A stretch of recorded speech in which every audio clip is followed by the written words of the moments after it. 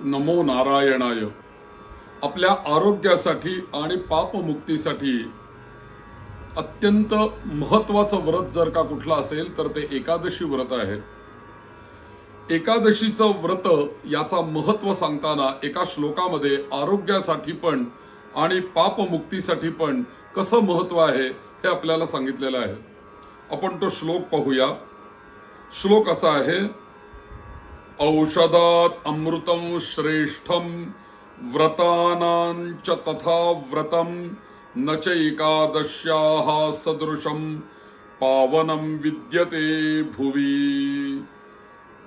हा श्लोक असं सांगतो की ज्याप्रमाणे रोगांवरती औषध श्रेष्ठ आहे त्याचप्रमाणे सर्व व्रतांमध्ये एकादशी व्रत हे सर्वश्रेष्ठ व्रत आहे.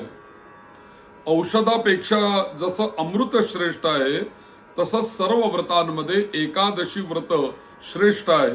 आणि या पृथ्वीवर एकादशी सारखं दुसरं कोणतंही पावन आणि पवित्र करणारं असं व्रत उपलब्ध नाही असं सरळ या श्लोकामध्ये सांगितलेलं आहे.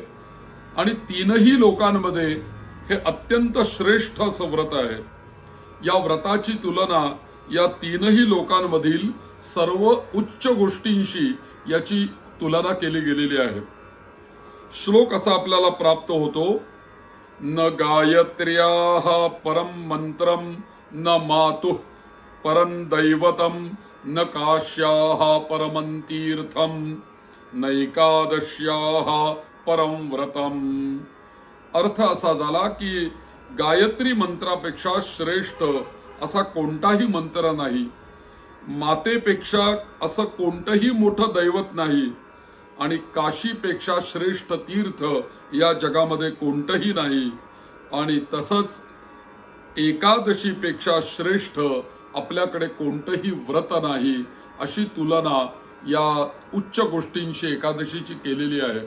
म्हणून सर्वश्रेष्ठ व्रत जर का कुठलं असेल तर जसा गायत्री मंत्र सर्वश्रेष्ठ आहे, तीर्थांमध्ये काशी श्रेष्ठ आहे आणि नात्यांमध्ये आई जशी श्रेष्ठ आहे, आईची तुलना कोणाशी होऊ शकत नाही, तसंच या मातृ दैवताप्रमाणे काशी तीर्थाप्रमाणे आणि काशी तीर्थ, मातृदैवत आणि गायत्री मंत्र यांच्यासारखं श्रेष्ठ स्थान एकादशी व्रताला दिलेलं आहे.